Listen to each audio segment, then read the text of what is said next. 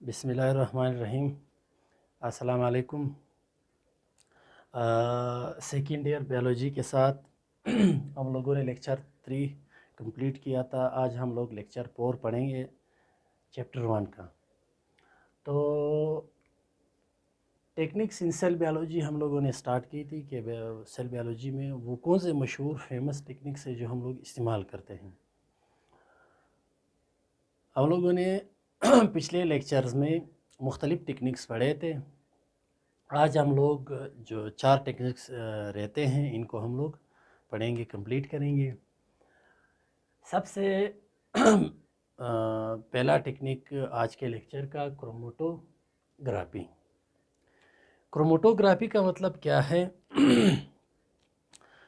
Crow means colours, graphy means graph.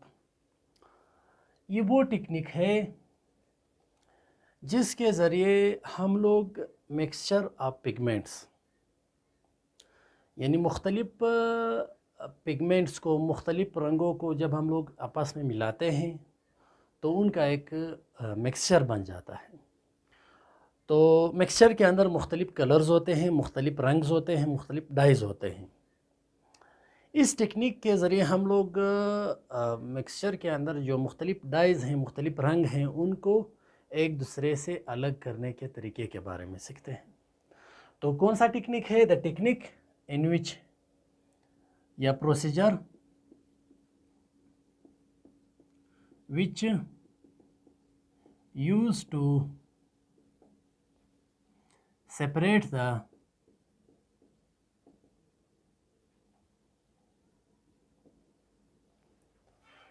chemicals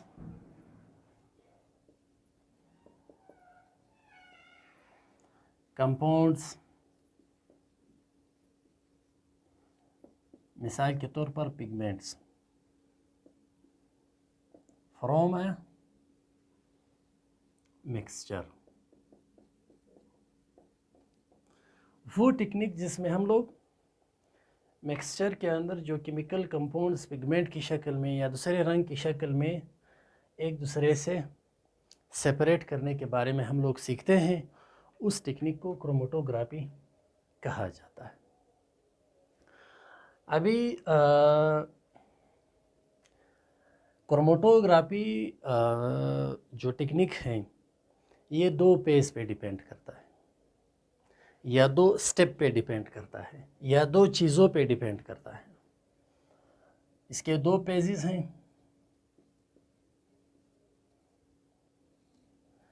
एक page, सबसे पहला page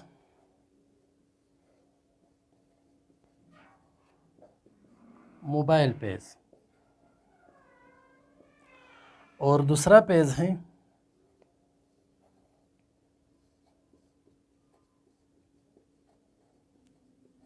stationery page. Mobile page, stationery page. Mobile page वो page जिसमें हम लोग मिक्सचर ऑफ पिगमेंट्स के बारे में पढ़ते हैं। यानी एक सॉल्वेंट है, उसके अंदर जब हम लोग सल्यूट डालते हैं तो इनसे एक सॉल्यूशन बनता है।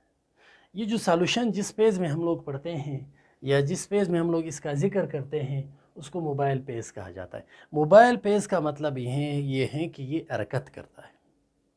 तो जाहिर सी बात है, एक सॉल्यूशन जब हम लोग किसी चीज़ के ऊपर डालते हैं तो वो हरकत स्टार्ट करेगा। यानी द पेज इन विच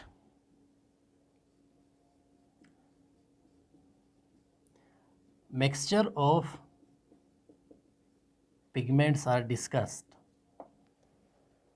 या the page about the mixture of pigments, उस पेज को मोबाइल पेज कहा जाता है। और दूसरा है stationery page.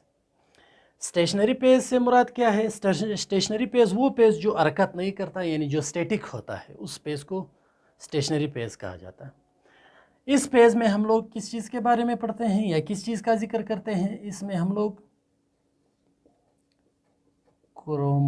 Chromatographic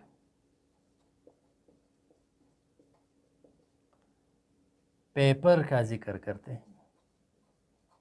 chromatographic paper यानी ये क्रोमेटोग्राफिक पेपर हमेशा स्टैटिक रहता है, एक ही पॉइंट पे होगा और उसके ऊपर हम लोग इंक डालते हैं या कोई चीज़ डालते हैं, मिक्सचर डालते हैं, तो मिक्सचर इस पेपर के ऊपर हरकत स्टार्ट करेगा। मिक्सचर चूँकि हरकत करता है इसलिए मोबाइल पेज कहलाता है, और ये जो क्रोमेटोग्राफिक पेपर हैं ये हरकत नहीं करता, ये एक ही जगह पे स्टेशनरी रहता है, इसी वजह से इनको स्टेशनरी पेज कहते हैं। अभी इसका तरीक़ाकार क्या है, प्रोसीजर क्या है? इसका प्रोसीजर ये है,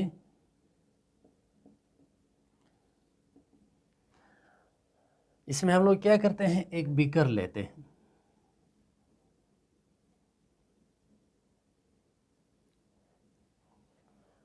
और बीकर के अंदर हम लोग थोड़ा सा पानी लेते हैं। ये बीकर हुआ,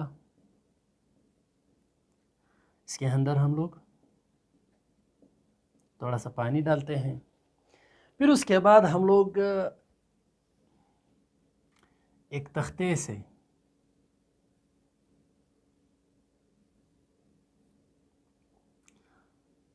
के साथ हम लोग इस तरह क्रोमेटोग्राफिक पेपर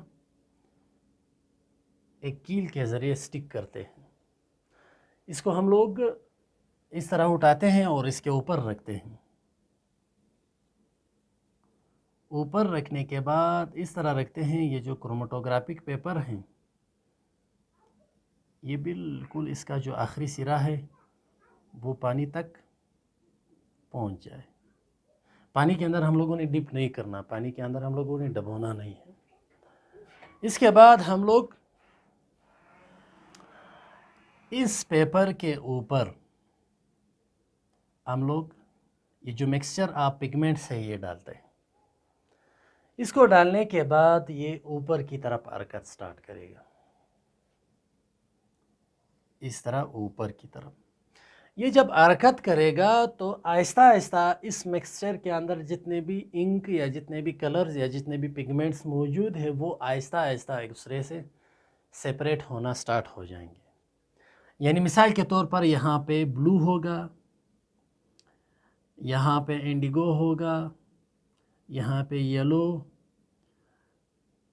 यहाँ पे रेड, यानी मुख्तलिफ जो कलर्स हैं वो एक दूसरे से सेपरेट हो जाएंगे। अब इसका फ़ायदा क्या है? इसका फ़ायदा ये है, एक मिक्सचर ऑफ पिगमेंट्स, इसके अंदर कौन से पिगमेंट्स मौजूद हैं, कौन से कलर मौजूद हैं, वो हम लोग इसकी मदद से मालूम करते हैं, नंबर फर्स्ट। और नंबर सेकंड इसका फ़ायदा क्या है? सेकंड इसका फ़ायदा ये है, उस मिक्सचर के अंदर जो पिगमेंट्स हम लोगों ने डाले थे वो कौन कौन से पिगमेंट्स थे, इन पिगमेंट्स के बारे में जानने के लिए हम लोग ये बहुत ही ज़्यादा इस्तेमाल करते हैं। इसके बाद है दूसरा टेक्निक है इलेक्ट्रोपोरेसिस।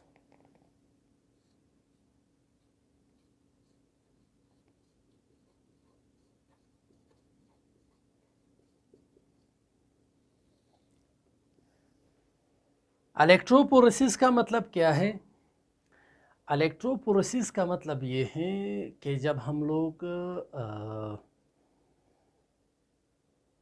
मुख्तलिफ जो वो हैं केमिकल्स कंपाउंड हैं, मिसाल के तौर पर डीएनए, मिसाल के तौर पर आरएनए, मिसाल के तौर पर प्रोटीन, इनको तोड़ते हैं। तोड़ने के बाद इलेक्ट्रिक फील्ड की मदद से या इलेक्ट्रोलाइटिक सेल की मदद से या इलेक्ट्रिसिटी की मदद से ये जो मिक्सचर आप डीएनए हैं, आरएनए हैं, प्रोटीन हैं, इनको साइज़ के मुताबिक, इनको चार्ज के मुताबिक, इनको मॉलिक्यूलर वेट के मुताबिक एक दूसरे से यानी अलग करते हैं, या इसका वो एक बैंड बनाते हैं। इनको हम लोग क्या कहते हैं? इनको हम लोग कहते हैं इलेक्ट्रोपोरेसिस, या वो technique, the technique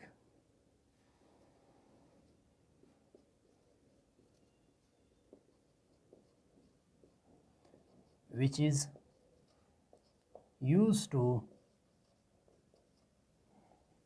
separate the chemical compounds. कौन से केमिकल कंपाउंड्स? डीएनए,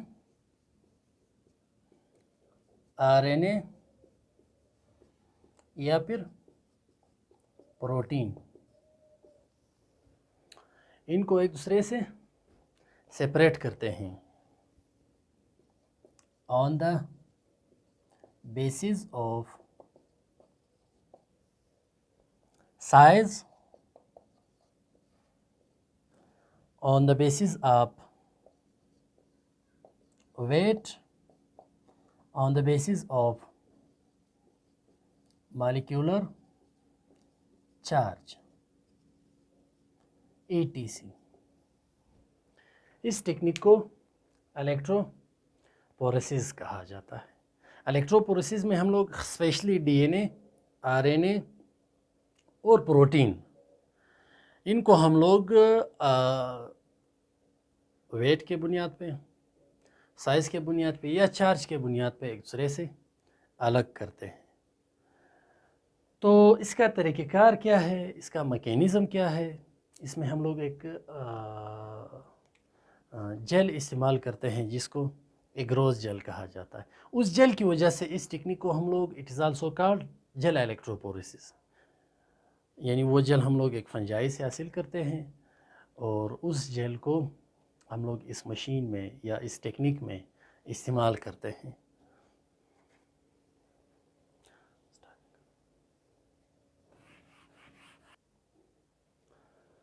इलेक्ट्रोपोरेसिस मशीन में, इलेक्ट्रोपोरेसिस जिसको हम लोग जेल इलेक्ट्रोपोरेसिस भी कह सकते हैं, इसमें हम लोग एक मशीन इस्तेमाल करते हैं जिसको जेल इलेक्ट्रोपोरेसिस मशीन कहा जाता है। इस मशीन में एक तो इसका एक हिस्सा है जो इलेक्ट्रिसिटी सप्लाई करता है और दूसरा हिस्सा इसका है जिसमें एक नेगेटिव पोल्स और दूसरा पॉजिटिव पोल होता है। और यहाँ पे सेंटर में हम लोग एक प्लेट रखते हैं एग्रोस जेल का।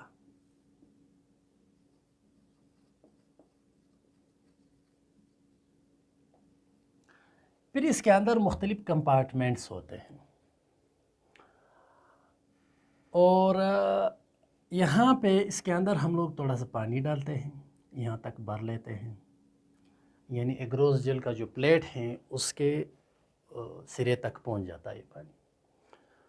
तो एग्रोस जेल के अंदर मुख्तलिफ कंपार्टमेंट्स है। इसके यहाँ पे इस कंपार्टमेंट्स के अंदर हम लोग माइक्रोपेपिड्स, एक छोटा सा इंजेक्शन होता है, उस इंजेक्शन के ज़रिए हम लोग डीएनए, आरएनए और प्रोटीन का सैंपल लेबॉरेटरी से लेते हैं और इन खानों में डालते हैं। इन खानों में, हाँ, एक बात आप लोगों ने याद रखना है, ये जो डीएनए है, आरएनए है, ये बिल्कुल टुकड़ों की शक्ल में होता है। सबसे पहले उनको हम लोग एंजाइम के ज़रिए ब्रेक करते हैं, तोड़ते हैं, फिर हम लोग इसके अंदर रखते हैं। तो रखने के बाद हम लोग इलेक्ट्रिक सप्लाई से ये जो पॉजिटिव टर्मिनल है और नेगेटिव टर्मिनल है, इसको हम लोग कनेक्ट करते हैं विद इलेक्ट्रिक सप्लाई, यानी बिजली के साथ।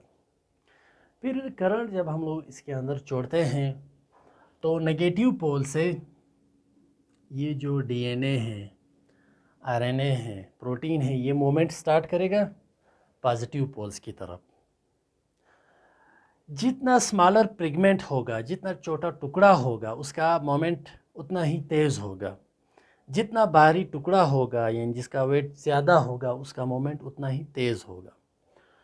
तो यहाँ पे इसको हम लोग कवर भी करते हैं, इसका एक कवरिंग वो कैप भी होता है। तो यहाँ पे मुख्तलिफ बैंड्स बन जाते हैं। फिर उन बैंड्स को हम लोग उठाते हैं साइज़, यानी वो साइज़ इलेक्ट्रिक चार्ज या वेट पे के बुनियाद पे ये बैंड बने हैं। फिर उस बैंड को हम लोग स्टडी करते हैं, फिर मालूम करते हैं कि यहाँ पे कौन सा बैंड है, यहाँ पे छोटा बैंड है, यहाँ पे बड़ा बैंड है, यहाँ पे छोटा टुकड़ा है, यहाँ पे बड़ा टुकड़ा है। ابھی اس کے فوائد کیا ہے، استعمالات کیا ہے؟ اس کے استعمالات بہت سارے جگہوں پہ ہوتا ہے، لیکن جو بہت ہی زیادہ استعمالات ہیں وہ فورنزک سائنس میں ہم لوگ کرتے ہیں۔ فورنزک سائنس کا مطلب یہ ہے کہ وہ سائنس جس کی مدد سے ہم لوگ ایک ریپسٹ کو، وہ سائنس جس کی مدد سے ہم لوگ ایک دہشت گرد کو، وہ سائنس جس کی مدد سے ہم لوگ ایک مرڈرر کو معلوم کرتے ہیں، اس سائنس کو فورنزک سائنس کہا جاتا ہے۔ ابھی مثال یہاں پہ جو بینڈز ہم لوگ بناتے ہیں ڈی این اے کا، ان کو ہم لوگ کہتے ہیں D N a finger prints. یہ ہر انسان کا تقریباً الگ ہوتا ہے، سوائے جو آئیڈینٹیکل ٹوینز ہیں ان کا ایک ہی جیسا ہوتا ہے۔ ابھی فورنزک سائنس میں جب کوئی مثال کے طور پر مرڈر کرتا ہے یا جب کوئی ریپ کرتا ہے بائی فورس، تو مرڈر کے جسم سے ہم لوگ یا پھر بندوق سے ہم لوگ اس مرڈرر کا سیمپل لیتے ہیں، اس سیمپل کو ہم لوگ اسی ٹیکنیک کے ذریعے اس کے بینڈز بناتے ہیں جس کو D N a finger prints کہا جاتا ہے۔ پھر جس کے اوپر ہم لوگوں کا شک ہوتا ہے اسی سے ڈی این اے کا سیمپل لیتے ہیں اور اس کا بھی بینڈ بناتے ہیں، جو اس کے ساتھ میچ ہو جاتا ہے وہی مرڈرر ہیں، وہی ریپسٹ ہیں، وہی فادر ہیں۔ یہ فارن کنٹریز میں یہ بھی ہوتا ہے کہ ایک ماں ہوتی ہیں، 4-5 پیرنٹس، 4-5 والدین ہوتے ہیں، فادر ہوتے ہیں۔ ابھی کون سا ایگزیکٹ فادر ہے وہ اسی ٹیکنیک کے ذریعے ہم لوگ معلوم کرتے ہیں، نمبر فرسٹ۔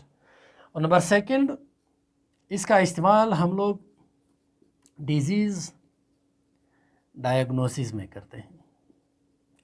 یعنی ایک ڈیزیز ہے، مثال اس ڈیزیز کا نام کینسر ہے، کینسر بھی ہم لوگ اسی کی مدد سے معلوم کرتے ہیں۔ یا اس کے علاوہ جو ایوولوشنری لائنیج ہیں،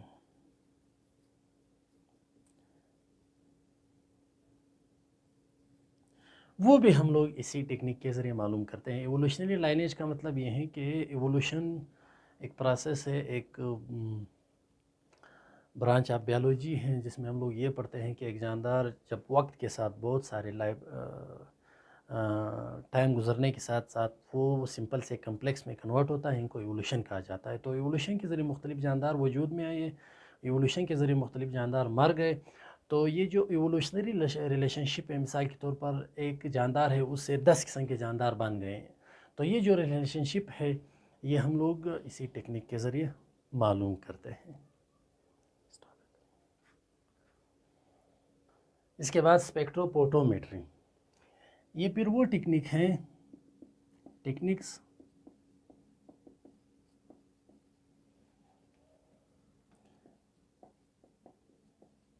which measures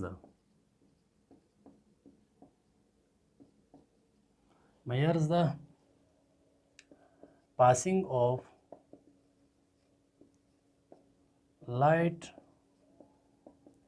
through object، یا ہم لوگ یہاں پہ پگمنٹس بھی لکھ سکتے ہیں۔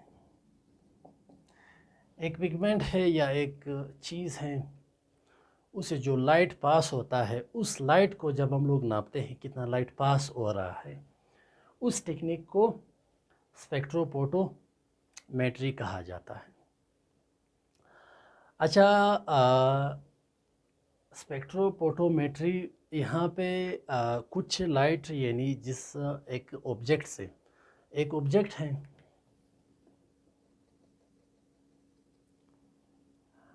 اس سے اس کے اوپر جب لائٹ پڑتا ہے تو کچھ لائٹ اس سے گزر جاتا ہے اور کچھ لائٹ اس کے اندر جذب ہو جاتا ہے۔ یہ اس چیز سے جو لائٹ گزر رہا ہے، ان کو جب ہم لوگ ناپتے ہیں، اس ٹیکنیک کو اسپیکٹروفوٹومیٹری کہا جاتا ہے۔ اور ابھی یہاں پہ آپ لوگ دیکھ رہے ہو کچھ لائٹ اس سے گزر رہا ہے اور کچھ لائٹ اس کے اندر جذب ہو رہا ہے۔ جو لائٹ اس کے اندر جذب ہو رہا ہے اس لائٹ کو ایبزورپشن اسپیکٹرم یا ایبزورپشن اسپیکٹروفوٹومیٹری کہا جاتا ہے۔ एब्जॉर्प्शन स्पेक्ट्रम वो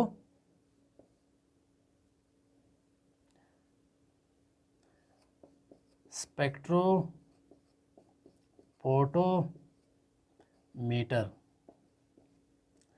ये फिर वो ग्राफ है जिस पे हम लोग ये लाइट मेजर करते हैं कि कितना जज्ब हो रहा है, कितना इस चीज़ से पास हो रहा है, या कितना इस चीज़ से गुज़र रहा है। जिस पेपर पे, जिस चीज़ के ऊपर, जिस इंस्ट्रूमेंट के ऊपर हम लोग ये नापते हैं, उस इंस्ट्रूमेंट को, उस मशीन को स्पेक्ट्रोफोटोमीटर कहा जाता है। अब इस स्पेक्ट्रोफोटोमीटर की मदद से हम लोग क्या मालूम करते हैं? नंबर 1 एब्जॉर्प्शन स्पेक्ट्रम,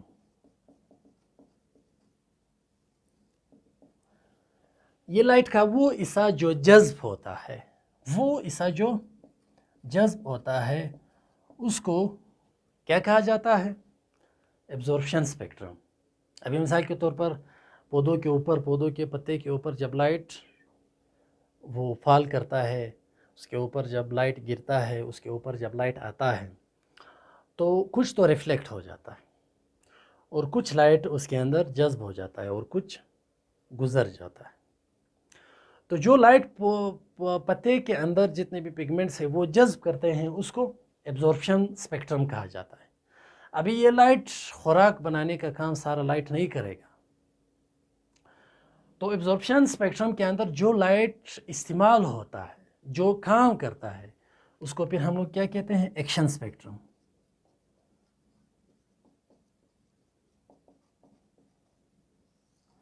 यानी जो लाइट काम करता है, एक्शन करता है, उस लाइट को एक्शन स्पेक्ट्रम कहा जाता है। अभी इसके फ़वाइद क्या है, ये हम लोग कहाँ पे इस्तेमाल करते हैं? ये दरअसल हम लोग स्पेशली जानदारों के जिस्म में फोटोसिंथेसिस में ये हम लोग बहुत ही ज़्यादा इस्तेमाल करते हैं। अभी एक पता है, पता कितने अमाउंट में लाइट पत्ते के ऊपर गिरता है और कितना लाइट उसके अंदर जज्ब होता है, कितना गुजर जाता है और कितना पत्ते के अंदर काम करता है। तो ये सब के सब हम लोग स्पेक्ट्रोफोटोमेट्री टेक्निक के ज़रिए हम लोग सीखते हैं। ये इनके इसमें वैसे और भी बहुत सारे इस्तेमालात हैं, लेकिन पौधों में फोटोसिंथेसिस के प्रोसेस में हम लोग बहुत ही ज़्यादा इस्तेमाल करते हैं। इसके बाद है आखिरी टेक्निक जिसको माइक्रोस्कोपी कहा जाता है।